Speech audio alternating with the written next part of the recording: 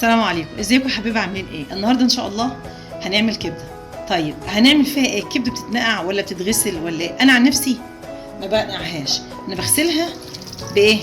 بخل كده حشة الدم. تاني حاجه في ناس بتنقعها بلبن، بس انا جربت الطريقه دي عجباني وكويسه جدا. طبعا احنا هنسيبها تصفى من الخل. طيب وبعد كده هنعمل ايه؟ هنشتغل على الكيلو الكبده. طب هنقطعه كده؟ ممكن تقطعيه وتشتغل عليه على طول، لكن انا هسلقه عشان ينجز معايا بسرعه. معايا هنا كسرولة على البوتاجاز او حله، هحط فيها ايه؟ هنحط حبايتين ورق ايه؟ لوري، ومعانا نص معلقه قرفه، وهيبقى معاها كمان ايه؟ نص ليمون. معانا نص ليمون اهي، وهنحطها في حله كده. اظن بقى مفيش احلى ولا اجمل من كده. طبعا احنا الميه خلاص غلت معايا هنا، غليت اهي.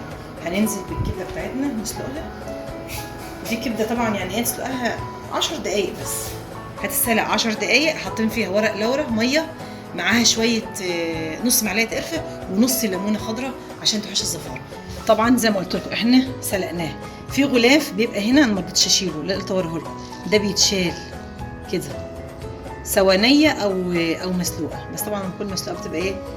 سريعه. طبعا يا حبايبي الوقت معانا ايه بقى؟ معانا المقادير بتاعه الكبده، احنا سلقناها وقطعناها زي ما قلت لكم في الاول. تمام. طبعا دي المقادير. معانا ايه؟ معانا فلفل حار على بارد، معانا طماطم، ومعانا فصين توم، ومعانا بصل قد ايه؟ لو كيلو حط عليه 3 بصلات، ومعانا الماده الدهنيه طبعا سمنه، اي نوع سمنه او زيت. انا هشتغل بسمنه على زيت. معانا هنا البهارات ايه؟ معانا فلفل اسمر، كمون، بهارات لحم 7 بهارات، معانا بابريكا، معانا شطه، كزبره، ملح ده طبعا حسب انت بقى ايه ما هتملحيه.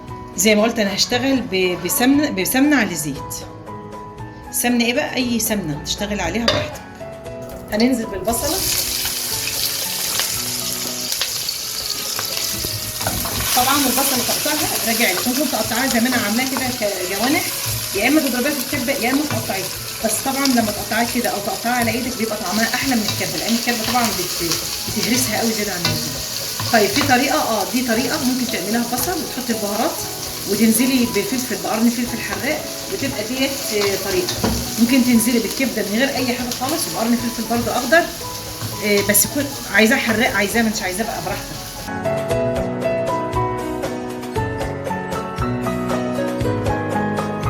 احنا مش بنحمرها قوي، احنا بس عايزين ندبلها، وبعد كده ايه هنشتغل، لان كل حاجه فيها جاهزه. هي البصله دقيقتين بتلاقيها خلاص، هي خلاص كده اتدبلت اهيت، عشان تاخد معانا المراحل اللي هي تسويه الكبده مع الفلفل مع البصل مع الطماطم.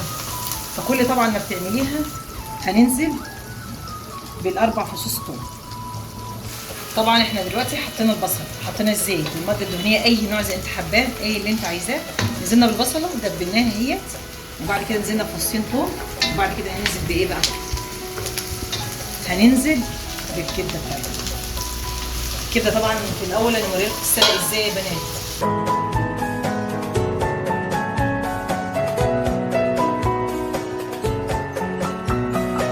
طبعا شوحنا البصل مع الكبده اهوت، شوحها مثلا دقيقتين كده لان هي مسلوقه. طب لو مش مسلوقه لا طبعا اكبر من كده لحد ما لونها يغير، يبقى نفس اللون كده اللي هو اللون ده، تقومي نازله عليها بقيه الحاجه. هننزل عليها بايه؟ بطماطم. طب ما مش عايز تحط طماطم حط معلقه صلصه، اللي يعني ده موجود وده موجود، الاثنين موجودين اشتغلي بيهم. هننزل بالبهارات، هقولها تاني على السريع: فلفل اسمر، كمون، بهارات لحمه ال7 بهارات، بابريكا، شطه، كزبره، ملح. طب لو مش عايز تحط شطه ما تحطيش، لان انت حاطه طبعا اللي هي في الشطه الخضراء، ده راجع لك بقى انت. طيب قد ايه؟ نص معلقه صغيره من البهارات دي، والملح بتاعك بقى يا حبيبتي ده انت تملحيه حسب بقى ايه على ذوق.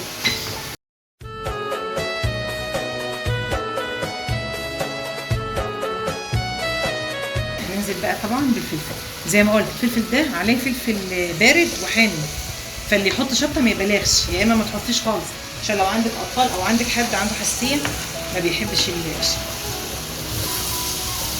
ان شاء الله تخش المطبخ باذن الله 10 دقايق تكوني مخلصاها. طبعا هتسيبيها بقى ايه على البوتاجاز، وطي عليها 10 دقايق كمان كده على ما كل المكونات تخش في بعضها، وبعد كده ارجع لكم عشان نعمل ايه. وبكده يا حبايب قلبي وصلنا لنهايه الحلقه بتاعتنا. طبعا كبده خفيفه وسريعه، مش اسهل من كده ولا اسرع من كده. ملحوظه بس، الشبت والكزبره ما بتحطش الا اخر حاجه قبل ما تطفي عليها بدقيقتين. طبعا فطار خفيف وجميل، صوما مقبولا وافطارا شهيا.